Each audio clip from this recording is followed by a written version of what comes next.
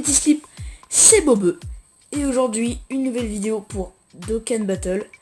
Et là, ce sera un guide. Cette fois-ci, un guide. Pas comme la dernière fois. La dernière fois, c'était pas un guide en fait. C'était une team au pif. Ma mère team, en gros. D'ailleurs, dans la vidéo, on avait vu mon Goku et CJ4 a mis un petit 2 millions au KLM. C'était... franchement, j'étais fier de lui. Et puis après, du coup, aujourd'hui, on va faire l'événement Gogeta Puissance. Événement, là, cette fois-ci, une sorte de guide. Alors, ma team, elle sera hybride. Il n'y aura que un perso extrême agi. Ce sera une team agi pour faire l'événement Gogeta. Ce sera un perso extrême agi, ce sera Rosé. Et avec Rosé, je vais vous montrer ma team tout de suite. Donc, ma team est composée de Vegeta CJ4 que j'ai eu, qui est extrêmement puissant. Je l'ai presque pas monté, j'ai juste monté le chemin gratuit et puis c'est tout. Et après j'ai Goku Super Saiyan 3 Agi qui est plutôt pas mal parce que franchement il est SP1, il met des petites tartes. Tarte à 200 000 par qui SP1. Jubai. Parce que franchement Jubai il a un lien avec Vegeta CJ4. C'est un très bon lien. Jubai, après Rosé, il a des très bons liens avec les trois là. Et en fait ces trois là ils ont de très bons liens entre eux. Et lui il est vraiment très fort. On ne croirait pas, mais il est vraiment très fort. Enfin il est moins fort que Goku CJ3 par exemple, mais en termes de liens et de dégâts même. Bon, les dégâts c'est pas du 500 000 Il est SP1, il met du 150 000. J'étais choqué. Bon, après un SP1 Juba il va même mettre du 150 000, mais lui c'est même pas un demi-god tier, c'est même pas un néo-god tier, c'est pas un god tier. C'est juste une carte normale. Un SSR qui vraiment fait de très bons dégâts. Et après, du coup voilà, c'est tout. Petite team. Et donc, hop. Mais l'événement Gogeta Puissance, il est plus dur que celui de Janemba. Il est un peu plus dur. Parce que Gogeta en fait, il a 5 barres de vie. Alors en fait, au départ, il faut battre Goku Super Saiyan Tech et Vegeta Super Saiyan Agi. Ils sont pas du tout difficiles à tuer, extrêmement facile. Et bon, par contre là, je trouve pas de Vegeta. C'est un peu énervant ça. Et donc du coup, ouais. Attends, j'ai pas de Vegeta. Vegeta, où es-tu? Vegeta. Ah, j'en ai pas du tout là. What? Couleur 100%. Ouais. Ah, je suis dégoûté. Je l'aurais bien testé là. J'ai jamais vu couleur 100%. Mais pourquoi il n'y a pas de Vegeta là? Bon, je vais vérifier un truc. J'en ai forcément en ami là. Liste d'amis, j'en ai 2 ou 3 normalement. Ou voire 4. Parce que la semaine dernière, j'ai regardé, j'en avais 5. Si j'en ai plus, c'est la décadence. Ouais, j'en ai un là. J'en ai un. J'en ai 2. J'en ai 2. Avant, j'en avais 5. Bon, normalement, j'en ai 2. Pourquoi ils ne se montrent pas, les petits Vegeta SCJ4? Je crois que la vidéo va être plus longue que prévu, je crois. C'est un petit peu chiant. Alors... Ah, mais je n'en trouve pas. J'en ai 2 en ami. On a très bien vu. Ah bah voilà. En plus, je crois vu qu'il est SP10, il a l'air... ouais, il est correct, on va dire. Il est plutôt correct.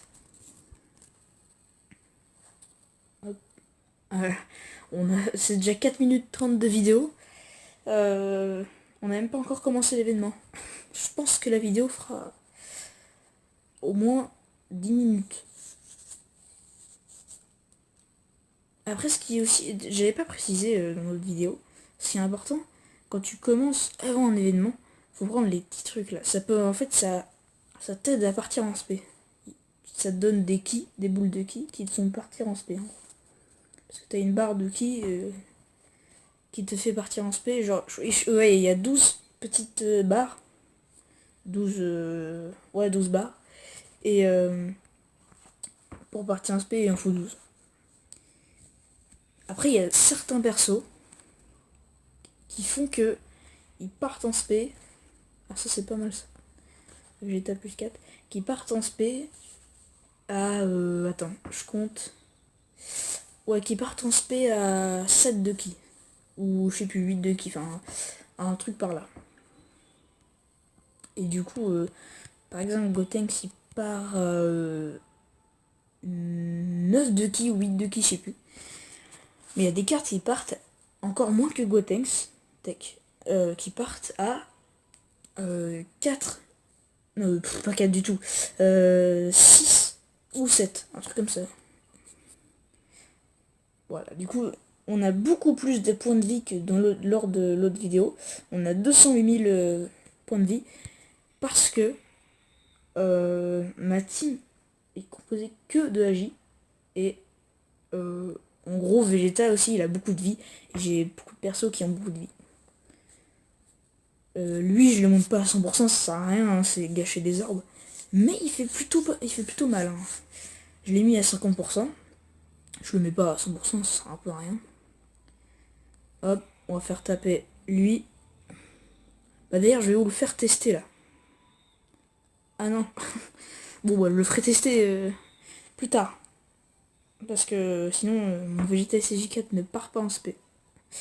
Lui, ça sert à rien qu'il parte en spé, parce qu'ils seront déjà morts les deux. Autant préparer des boules de ki, comme on va faire comme ça. Voilà. Ouais, donc comme je disais, en fait, ils ont en gros 90 000 ou 100 000 de dégâts, ça les tue. Hein. Ils sont pas très puissants. Hein. Oh là là, 1,5 million. Il est enragé. Lui, franchement, Rosé, il est SP7. Bon, pour un SP7, je trouve que c'est un peu nul, mais il fait quand même mal. Hein. Voilà, il est SP7, il met que 263 000. C'est pas ouf. Sachant que c'est un God tier. God tier extrême. Donc oui, en gros, dans ma team, c'est le seul extrême agi. Enfin, c'est le seul type extrême, en gros. Donc... Ah oui, bah, c'est vrai. Quand on commence l'événement, enfin quand on commence Gogeta puissance, bon, là on peut voir les barres de ki là. Et en gros, il a 5 barres de vie et au premier tour il ne joue pas. Donc c'est plus simple pour faire beaucoup de dégâts. Alors le mieux ce serait qu'on fasse partir. Attends, je réfléchis, les secondes. 6. Il part pas à 6. C'est un peu embêtant. Lui, il part pas à 6. Lui, si on fait ça, il part à 6. Mais la question, c'est qu'après, est-ce que Vegeta partira? Ah, merde. Ah, là, on a mal joué, là. On a un peu mal joué. Ah, bah, personne... Enfin, il n'y a que Gotenks. Ah non, lui, il part... Attends, ouais, lui, il part en SP.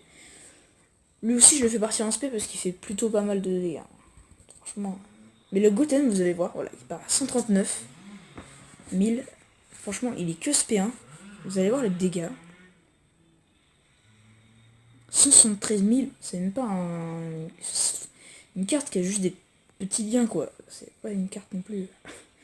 Lui est SP1. Il fait extrêmement mal. Vous allez voir ces dégâts là. Attention. Voilà, SP1, 248 000. Il fait mal.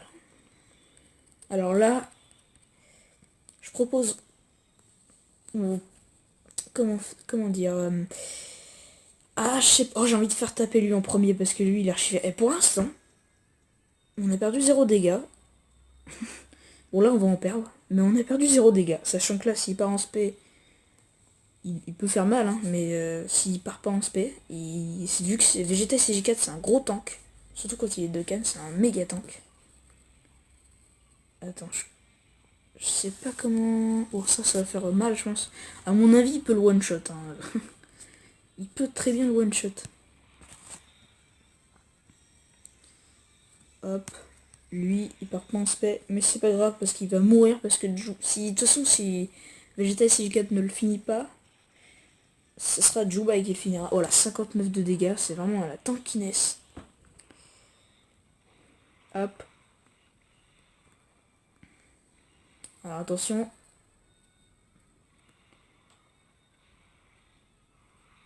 Ouh, ok, 1,3 million. Ok. Voilà la puissance d'un Neo Gotier de Vegeta SG4. Hop. C'est vraiment mal, hein. Voilà, du coup l'événement est fini. Il est assez simple en soi. Il est plus dur que Janemba Intelligence. Mais il est pas non plus hyper compliqué. Hein. Après, non, c'est même pas une question d'avoir les persos en vrai. T'as juste à avoir une team magie, même si elle est pourrie. T'as juste à avoir une team magie. Pas forcément d'avoir une team Vegeta 64 ma team magie. Hein, parce que moi, je peux le défoncer. Mais t'es pas obligé. Enfin, t'as juste à avoir des petits persos. Tu peux le battre. Bon, je parle pas de SR. Hein. Mais par exemple, si tu fais à l'ancienne où il n'y avait pas encore tous ces gros personnages là, bah tu peux le battre facilement. Donc du coup, on l'a défoncé.